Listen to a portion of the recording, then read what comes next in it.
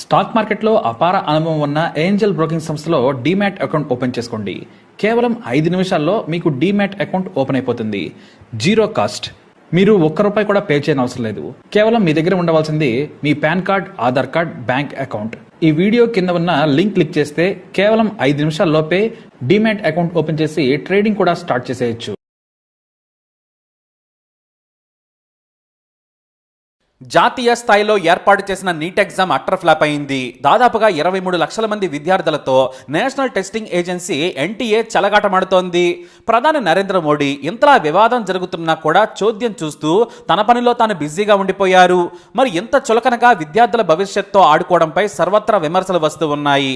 అసలు మాకు ఈ నీట్ ఎగ్జామ్ వద్దు బాబోయ్ అని దక్షిణాది రాష్ట్రాలు మొత్తుకున్నా కూడా కేంద్రం ఏమాత్రం వినలేదు. అన్నింటిపైన పెత్తనం చేయాలనే తొందరపాటుతో ఏకంగా మెడికల్ ఎగ్జామ్స్ కూడా తన పరిధిలోకి తీసుకుంది. ఇంత పెద్ద దేశంలో ఇలాంటి పరీక్ష నిర్వహించడం అంత సులువు కాదు. తమ రాష్ట్రాల హక్కులను కాలరోయొద్దని తమిళనాడు మొదటి నుంచి పోరాడుతోంది. కనీసం తమనైనా ఈ నీట్ చట్టం నుంచి విడదీయండి, మా పిల్లలు ఆత్మహత్యలు చేసుకుంటున్నారు, మా దగ్గర అంతా తమిళ మీడియంలో చదువుకున్న వారున్నారు, పేద పిల్లలు ఆ జాతీయ స్థాయి పరీక్షను అందుకోలేరని మొదటి నుంచి తమిళనాడు వాదిస్తోంది. కానీ ఇతర రాష్ట్రాలు కలిసి రాలేదు. ఇక మోడీ సర్కారు ఏకపక్షంగా మొండిగా తీసుకున్న నిర్ణయం లక్షలాది మంది విద్యార్థుల భవిష్యత్తుతో చెలగాటమాడుతూ వచ్చింది. ఈసారి పేపర్ లీక్ అయిందని బీహార్ పోలీసులు అరెస్ట్ చేసినా కూడా నిమ్మకు నీరెత్తినట్లుగా ఉంది నేషనల్ టెస్టింగ్ ఏజెన్సీ ఎన్టీఏ. చూడబోతుంటే ఈ వ్యవహారంలో పెద్ద తలకాయలు ఉన్నట్లు ఉంది. అందుకే నేషనల్ టెస్టింగ్ ఏజెన్సీ అధికారులు వణికిపోతున్నారనే ఆరోపణలు వినిపిస్తున్నాయి. మరి అసలు ఏం జరిగింది అనేది విశ్లేషణాత్మకంగా చూద్దాం. మే 5న నీట్ యూజీ పరీక్ష జరుగుతున్న సమయంలో టైమ్స్ ఆఫ్ ఇండియా సంచలన వార్త ప్రచురించింది. నీట్ ఎగ్జామ్ పేపర్ లీక్ అయిందని, కొంతమంది విద్యార్థుల యొక్క తల్లిదండ్రుల దగ్గర ఆ పేపరు ఫోన్లలో ఉందని వార్త ప్రచురితమైంది. మొత్తం 3 చోట్ల పరీక్ష పేపర్ లీక్ అయిందని న్యూస్ బ్రేక్ చేసింది. కానీ నేషనల్ టెస్టింగ్ ఏజెన్సీ అధికారులు మాత్రం ఈ వార్తను చాలా లైట్ తీసుకున్నారు. ఎంతలా అంటే ఆ వార్తలను ఖండించేశారు. సోషల్ మీడియాలో నీట్ యూజీ పేపర్ లీక్ అయిందని జాతీయ మీడియా చెప్పినా కూడా ఎవరు వినలేదు. అయితే రాజస్థాన్లోని సవాయ్ మాధోపూర్లోని mountain girls higher secondary Adarsh Vidya Mandir Hindi medium విద్యార్థులకు పొరపాటున ఇంగ్లీష్ పేపర్ వచ్చిందని కవర్ చేసేశారు.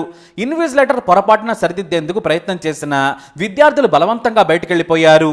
దాన్నే పేపర్ లీక్ అయిందంటున్నారు. వాస్తవానికి పరీక్ష ముగిసే వరకు హాల్లోనే ఉండాలి. ఇక అప్పటికే సోషల్ మీడియాలో కూడా పేపర్ వచ్చింది. కానీ ఇది పేపర్ లీక్ కాదు. దేశవ్యాప్తంగా ఎగ్జామ్ మొదలయ్యాక పేపర్ బయటకు వచ్చింది. విద్యార్థులకు తెలిసే ఛాన్సే లేదన్నారు ఎన్టీఏ అధికారి. మొత్తం 557 నగరాలు, పట్టణాల్లో పరీక్ష జరిగింది. విదేశాల్లో కూడా 14 కేంద్రాల్లో ఎగ్జామ్ జరిగింది. దేశవ్యాప్తంగా 24 లక్షల మంది రిజిస్టర్ చేసుకోగా 23 లక్షల మంది వరకు పరీక్ష రాశారని అధికారులు తెలియజేశారు. అయితే బీహార్లో 3 చోట్ల పేపర్ లీక్ అయింది. తల్లిదండ్రులు ఒక్కొక్క బ్రోకర్కి 50 లక్షలు చెల్లించి పేపర్ను కొనుగోలు చేశారు. మొత్తం 13 మంది విద్యార్థులు పేపర్ కొనుగోలు చేశారని బీహార్ పోలీసులు గుర్తించారు. ఎకనామిక్స్ అఫెన్స్ యూనిట్ ఇప్పటికే 13 మందిని అరెస్ట్ చేసింది. అయినా కూడా పేపర్ లీక్ కాలేదని బొకాయించారు. ఇంత జరిగినా విచారణ జరిగే వరకు రిజల్ట్స్ ను ఆపాల్సింది పోయి విడుదల చేసేశారు. పైగా కీలో కూడా తప్పులు దొర్లాయని 13,000 మంది విద్యార్థులు ఛాలెంజ్ చేశారు. ఫిజిక్స్ లో ఓ ప్రశ్నకు 2 సమాధానాలు కరెక్టు, వారికి 5 గ్రేస్ మార్కులు వేస్తామన్నారు. కానీ కొంతమంది విద్యార్థులు రెండింట్లో దేనికి ఆన్సర్ చేసినా నెగిటివ్ మార్క్ వస్తుందేమని వదిలేశారు. దీంతో వారందరికీ నష్టం జరిగింది. చాలా మంది విద్యార్థులకు కంగారుగా ఉంటుంది. సరైన ఆన్సర్స్ తెలిసినా కూడా 2 కరెక్ట్ ఆన్సర్స్ కావడంతో కంగారులో వదిలేశారు. కానీ ఎన్టీఏ మాత్రం రెండింటినీ పరిగణిస్తామని చెప్పారు. వాస్తవానికి ఆ ప్రశ్నను వదిలేయాలని విద్యార్థుల తల్లిదండ్రులు కోరినా కూడా ఎన్టీఏ మాత్రం పట్టించుకోలేదు. అయితే ఫలితాల్లో 44 మంది టాపర్స్ ఆ ప్రశ్నలను అటెంప్ట్ చేసి లాభపడ్డారని తేలిపోయింది. ఇక ఫలితాలు వచ్చాక అసలు విషయం బయటపడింది. నీట్ పెద్ద స్కామ్ అని విద్యార్థులు తల్లిదండ్రులు గగ్గోలు పెడుతున్నారు. అదేమంటే 67 మందికి 100కి 100% ఫలితాలు వచ్చాయి. వారు టాపర్స్ గా నిలిచారు. అంటే 63 మంది టాపర్లు అన్నమాట. సరే, ఇందులో ఒకే సెంటర్ నుంచి 6గురికి 720 మార్కులకు గాను 720 వచ్చాయి. నీట్లో ఇంతమందికి టాప్ మార్కులు రావడం అసాధ్యం. పైగా ఒకే సెంటర్ నుంచి 6గురు టాపర్స్ రావడం అస్సలు ఊహకందని విషయం. కానీ వచ్చారు. అదేమంటే మాత్రం వాళ్ళు బాగా చదివారని ఏదో కవర్ చేయబోయారు.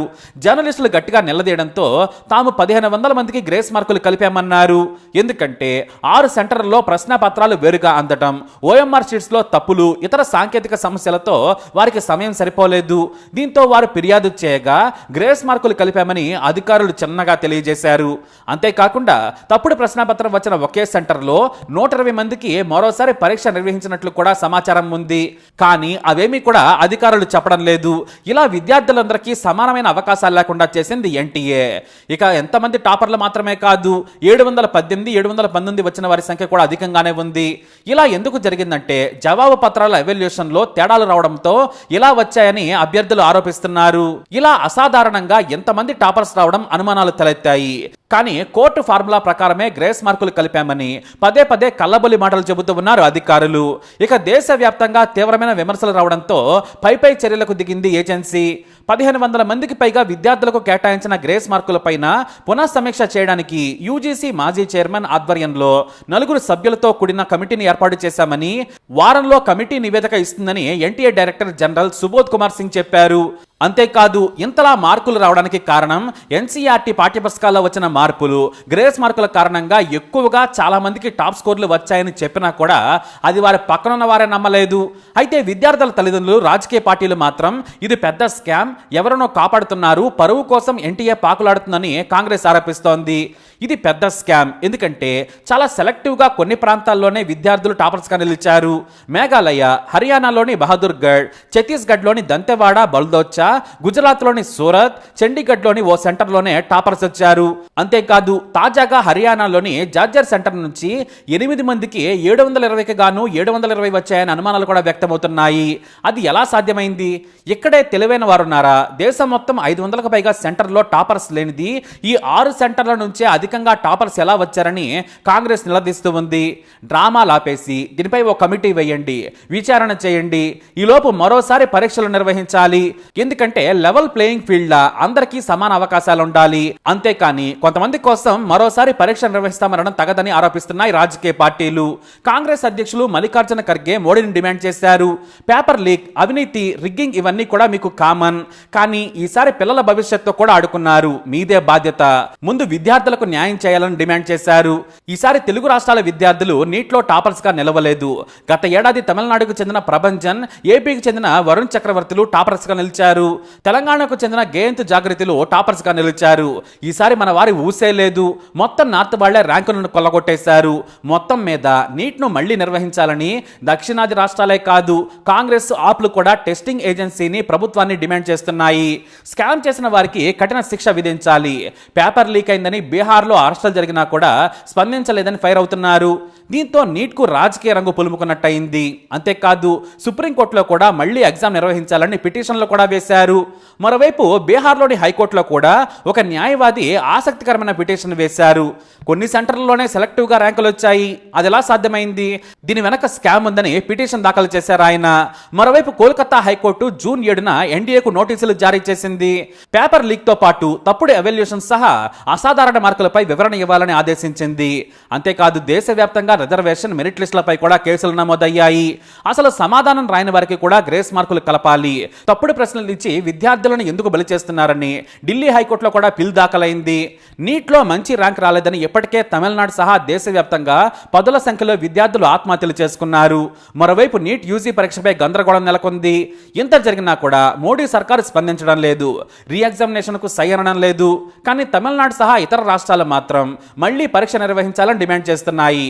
తమిళనాడు ఆరోగ్య శాఖ మంత్రి సుబ్రహ్మణ్యన్ గ్రేస్ మార్కులు మా విద్యార్థుల కొంప ముంచాయి, ఎందుకంటే 720కి గాను 650 వచ్చినా కూడా టాప్ మెడికల్ కాలేజీల్లో సీటు వచ్చే పరిస్థితి లేదు, అనేక తప్పులు దొర్లాయి, మేము ఈ పరీక్షను ఒప్పుకోమన్నారాయన. అయితే ఒకే సెంటర్లో 6 టాప్ మార్కులు రావడం వెనుక ఓ స్కామ్ ఉందనే ఆరోపణలున్నాయి. ఎవరో సమాధానాలు అందించారు, లేదంటే పేపర్ లీక్ అయింది, అందుకే వారికి ఆ మార్కులు వచ్చుండొచ్చని ఆరోపిస్తున్నారు. ఇక 13 మంది విద్యార్థులను, వారి తల్లిదండ్రులను అరెస్ట్ చేసినా కూడా బీహార్ పోలీసులు ఇంతవరకు ఆ వివరాలు మీడియాకు ఎందుకు చెప్పలేదు?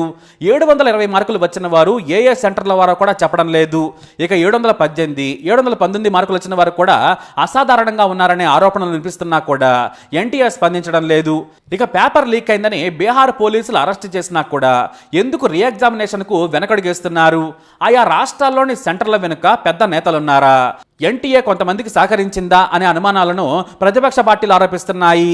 మొత్తానికి ఇది స్కామ్ అని తేలిపోయింది. మరి రీ ఎగ్జామ్ నిర్వహిస్తారా? సుప్రీంకోర్టు ఏమంటుందనేది ఆసక్తికరంగా మారింది. అంతేకాదు కేంద్ర ప్రభుత్వం ఇప్పటికే కొలువు తీరింది. దీనిపై కూడా ప్రకటన చేస్తుందని యావత్ దేశం లక్షలాది మంది విద్యార్థులు తల్లిదండ్రులు వెయిట్ చేస్తూ ఉన్నారు. ఎంబీబీఎస్, బీడీఎస్, బీఎస్ఎంఎస్, బిహెచ్ఎంఎస్, బియుఎంఎస్ కోర్సుల్లో ప్రవేశానికి చాలా మంది ఉత్సుకతతో వెయిట్ చేస్తున్న సమయంలో ఈ కలకలం సంచలనం కలిగిస్తోంది. ఇది ప్రపంచంలోనే అతిపెద్ద ప్రవేశ పరీక్ష అనే విషయం కూడా మరిచిపోవద్దు. మరి నీట్ ఎగ్జామ్ పై ఎన్టీఏ ఏం చేసింది? మీ అభిప్రాయాన్ని కమెంట్ ద్వారా తెలియజేయండి. ఈ వీడియోపై అప్డేట్స్ కోసం మా ఛానల్ ఫాలో అవ్వండి. అలాగే తప్పకుండా సబ్స్క్రైబ్ చేసుకోండి.